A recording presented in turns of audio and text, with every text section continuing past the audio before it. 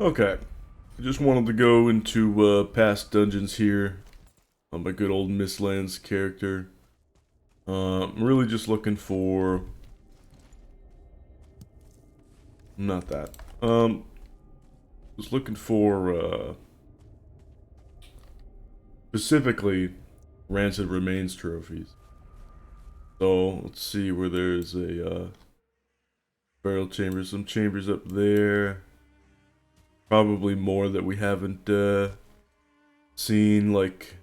Okay, maybe we haven't been in this one. We probably have. So I have some old quality 1 bronze stuff.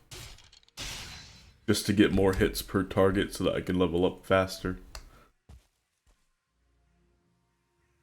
I really want to level up swords. I want to level up elemental magic, but that's not going to happen right now. Okay, we have not been in here.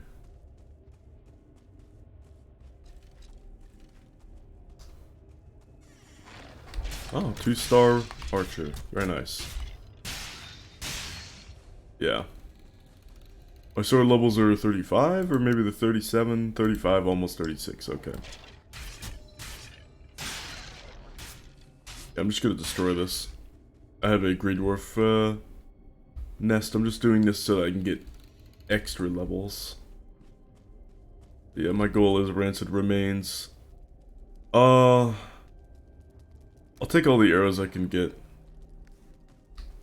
Do I want Surtling cores? Yes, just for fireworks. And also, Dverger lanterns. Too beautiful. So I'm leveling up swords because of the Mistwalker. The Mistwalker is very spicy. You know, got nice one-handed sword, but with frost. You've got all that DPS, but with all of that control. What's not to love? So I'm going for swords. Might as well. Along with swords will come the Krom. So I'm going to be experimenting and testing with that. I think that the Krom, some people are disappointed with it, some people are unsatisfied with it. I don't think people are giving it the right time of day so far. I think it is, I think a lot of weapons that we think are bad right now are incredibly, incredibly underrated. So, I remember how terribly I had underrated the sledge. I had underrated it so badly that I would never craft it. I was like, what is this slow garbage? And then it turned out to be actually pretty damn optimal, not only in the swamp for crypt cheese, but like sometimes in swamp buildings in the overworlds, mountains, definitely for frost caves, plains sometimes for like stone structures, and sometimes groves. And then also in the Mistlands, starting out with hares and then breaking eggs, killing secret broods, and all of that. So not only was I wrong, but I was devastatingly, terribly wrong. Like I was, holy shit, I was so wrong about the sledge. And because of that, I think people are going to be wrong about the Krom too.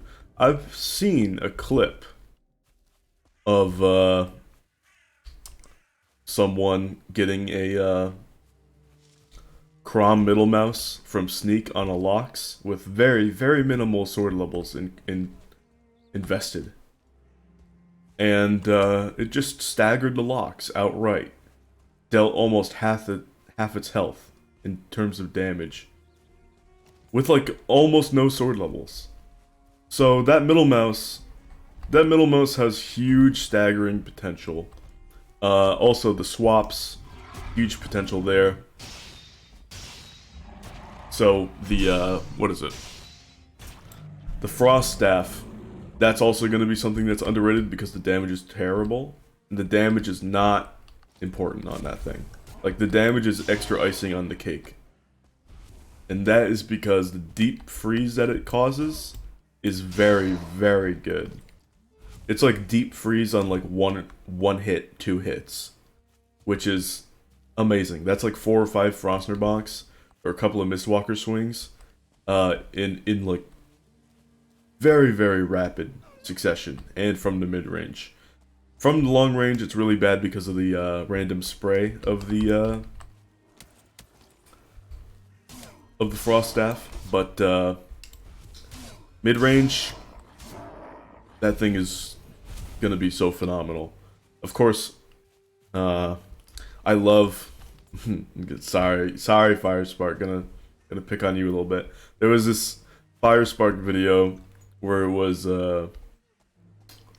amazing tech jump was the title, and I was thinking about like, oh, it was gonna be something like that, or like this, where you're using the feather cape to maybe go for like a weak spot hit or something. Like, I don't know. Maybe using the feather cape to get back into the mid range very easily with decent jump levels like this, and then at the same time switching over, or just already having out a mid or long range weapon like one of the stabs or spine snap bow, or also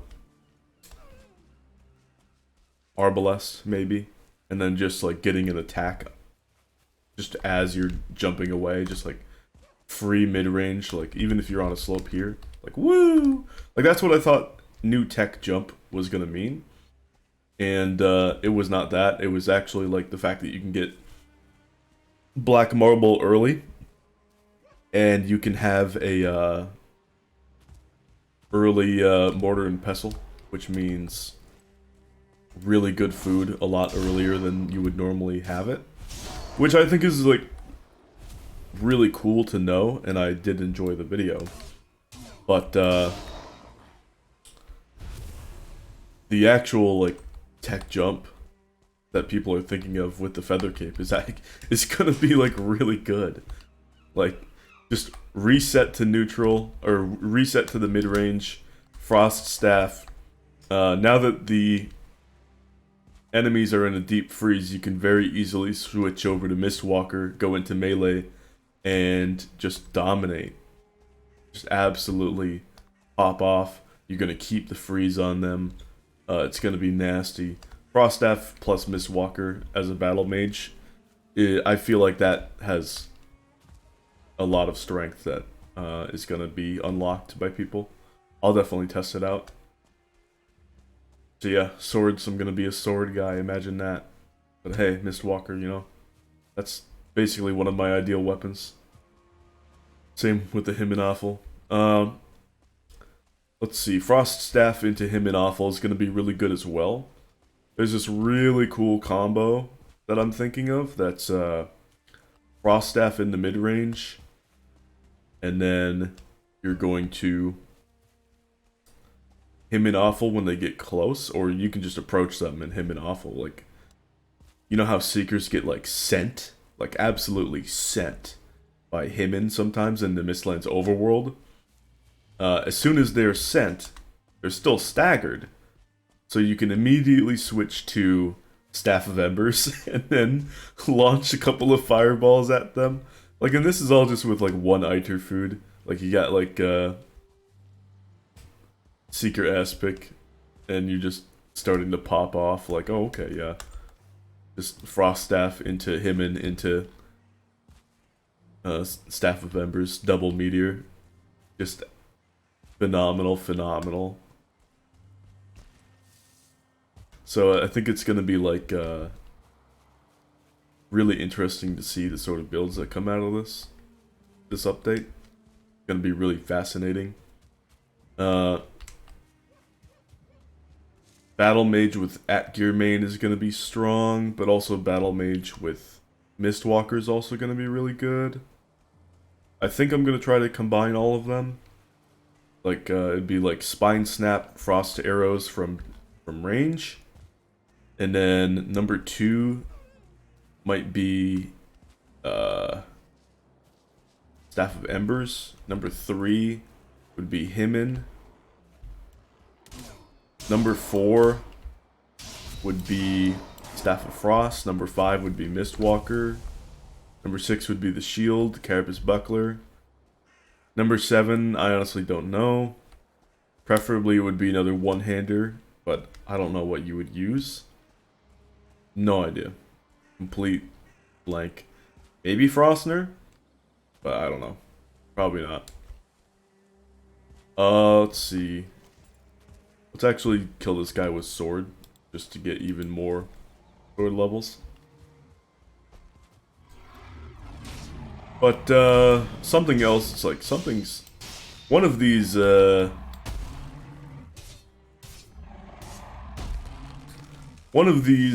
things has got to be the Krom. Even though the Krom doesn't get that much love.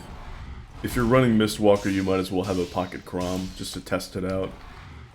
Staggering on the middle mouse is really good, and if you're going to be doing the battle mage idea like I'm going to, Frost Staff into Krom on a single target is probably going to be super devastating.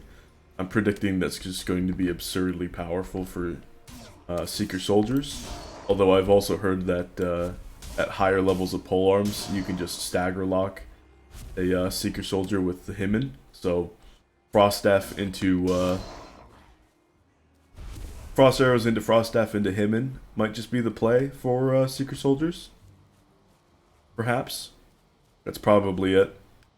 So yeah, it's gonna be interesting. It's gonna be interesting to see. I definitely do like the idea of going Frost Staff, Hymen, and then, I mean, most encounters it's just gonna be, you're gonna be Hymen locking a bunch of dudes. But, oh my god. Staff of Embers, if they get sent away, like, that's gonna be really strong. Staff of Embers is gonna be really strong a lot, too, because it does part physical, does part blunt from range. I mean, hello, blunt from range. That's already spicy. But, also, good fire damage from range? Oh, since when have we had that, right? Like, not really. Maybe with the, Huntsman Bow Fire Arrows strat on Groats, or just Bow Fire Arrow strats on A-Bombs. But that wasn't really very good fire damage at all. And all of a sudden now we'll be able to sling 2 fireballs easy. That's 120, 120 damage ceiling for blunt and fire. And that's super exciting. Just the pure damage. You're basically setting up your combos. You're setting up your own combos. You're setting up combos for friends. Of course, oh, I know what I probably also have Staff of Protection. That would be my last thing in the hotbar. So it would be, I would keep just Frost Arrows on me, and that would be out of the hotbar. And it would be Spine Snap, Embers, Hymen Awful, Frost, and let's see, this would be Mistwalker, Shield, or no, it would be like, probably be Krom, Mistwalker, Shield, and then this would be Staff of Protection. Staff of Protection. Although you could also do Staff of Protection in this slot here, right next to the hammer. Just have it here. Like my Krom is there right now, but like you have this here, and all of a sudden, it's very easy to go open your inventory and shoot right over there, because this is where I used to have my Huntsman Bow. So it's super muscle memory to me to just go over there, right click. Okay, now I have Staff Protection. I can re-up when I'm just outside of combat. And we're styling. But me and my crew only have 1 Staff of Protection right now, so pretty annoying. We'll get more. I really have to get let's see. I gotta get more Ransom Remains trophies for the Dead Razors that we need. Speaking of Dead Razor, I'm going to give you one Dead Razor theory that involves Rebuke parries. The whole idea is you eat full Eider food, and then you're going to bring a campfire over. You have a campfire ready, or just a resting area out in the Mistlands. You pop open some dead razor. You know, you get some skeletons out. You eat a buke berry. Eat your proper food.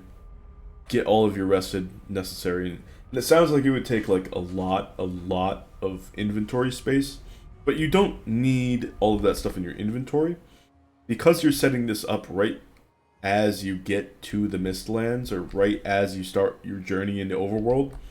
What you would want to do is you want to do it right after you pop out of a portal. You would have like chests ready, and then you would just have the necessary food, necessary buke berries there. You would just eat them out of the chest, and then you would already have your campfire there as well. You would get rested, and then while you're resting, you would just recover HP from the buke berry like it was nothing. And it's very, very, very, very, very food intensive. Like it costs a lot of food, but it's also going to be very good. And a lot of this food is very easy to farm. Not as much the Eider food. Although what you could do is eat one mage cap and one magically stuffed mushroom. Boom, you have enough for a dead razor. You dead raise, you chill out, wait to get up to 100 again, then you dead raise again if you have a quality 2. You have two boys, 2 skeletons, and then you can buke parry. And that way it's all very renewable. It's just mage cap and magically stuffed mushroom, which is no problem. No problem. Oh, I forgot to mention that sledge is also good for ticks. Iron Sledge, so underrated. We're gonna be underrating so much stuff. It's just inevitable, I feel. Anyway, I hope you enjoyed this little video. Probably gonna raid more burial chambers in the near future. I need those Ransom Remains trophies. And I'll see you guys some other time. Bye!